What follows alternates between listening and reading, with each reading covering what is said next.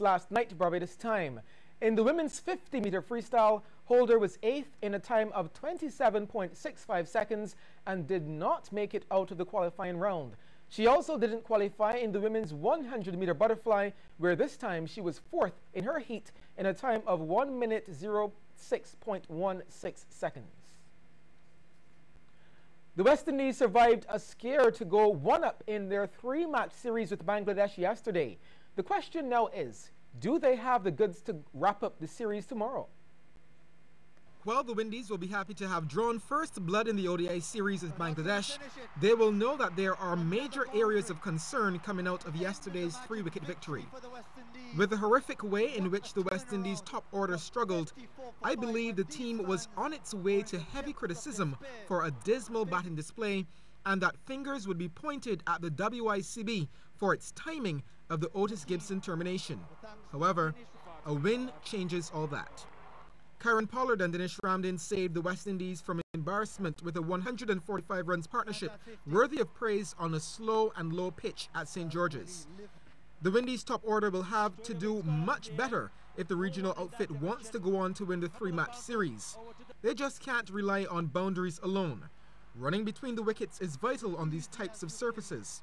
This is what Ramdin did so well to get things going when the Windies seemed to be on the verge of capitulation. This paved the way for Pollard to play his natural game.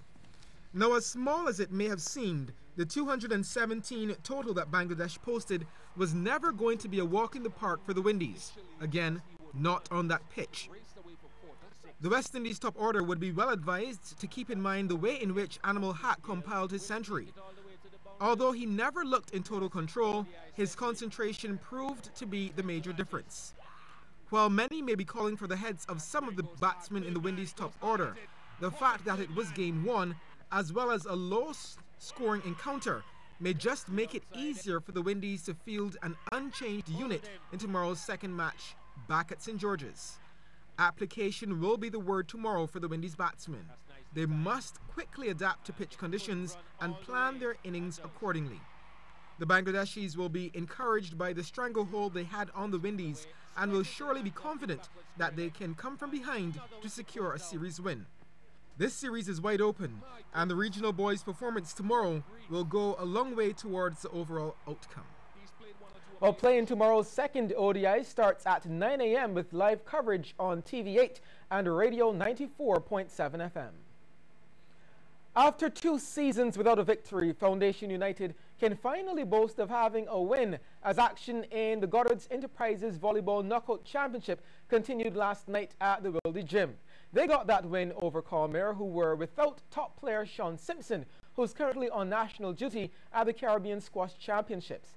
Also in winner's row last night was Coverley Medical Center Deacons. Here's Anne-Marie Burke. Foundation United had been starved of a victory for the last 2 seasons, and they were intent on breaking that blight against Cormier.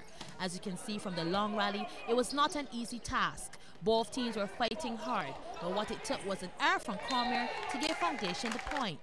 Actually, Foundation took the first 2 sets at 25-21, 25-12, and Cormier, with spikes like these, claimed the third at 25-16. But Foundation can finally celebrate a victory, closing out the final set at 25-19, leaving Cormier bewildered, and the Churchill boys have broken the drought. The other game of the night featured Deacons against the Juniors. Deacons with the serve and the Juniors were there to respond. Actually, the Juniors made it a 5-set game, but Deacons had a strong block at the net, as shown with this point. But the Juniors' block was just as strong, and Deacons got stopped in their tracks. There's a signature of Deacons' play, powerful spiking, right down through backcourt. The Juniors showed spiking skills as well, Captain Andreas Stapleton leading by example. But Deacons used a sneaky approach. Now that shows experience.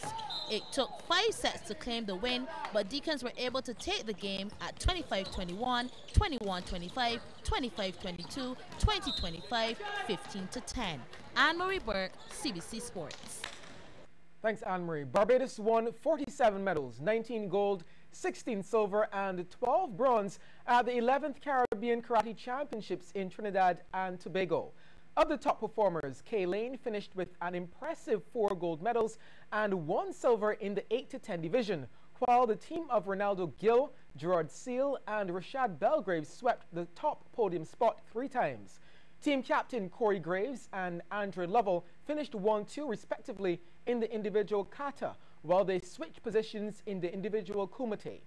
Shannon Skeet won gold in the 17 to 19 individual kata, while the women's team of Alison James, Janelle Linton, and Shari Cadogan took gold in team kumite.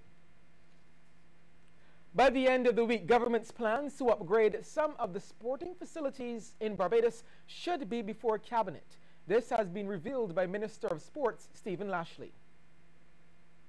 We would have compiled a plan of action, a strategic plan, which would include a project proposal, which will be going to the cabinet. I believe the cabinet infrastructure will be meeting on Friday, and we will be presenting to the cabinet committee a plan to do a complete refurbishment of the National Stadium and of course the netball facilities.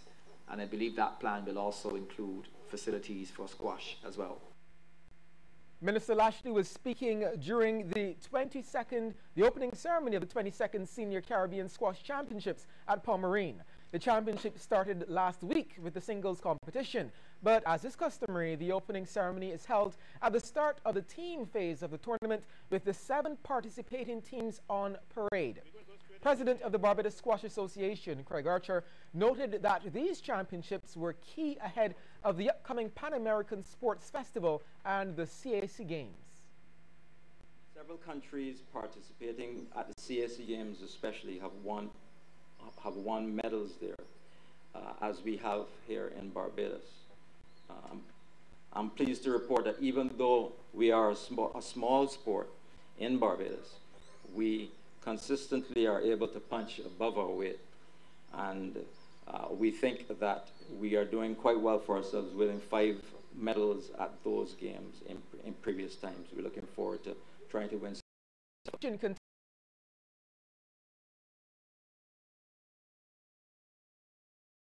Continues this week with the women's final scheduled for tomorrow and the men's final on Saturday. Well, that's it for sports tonight. After the break, we've got the business report.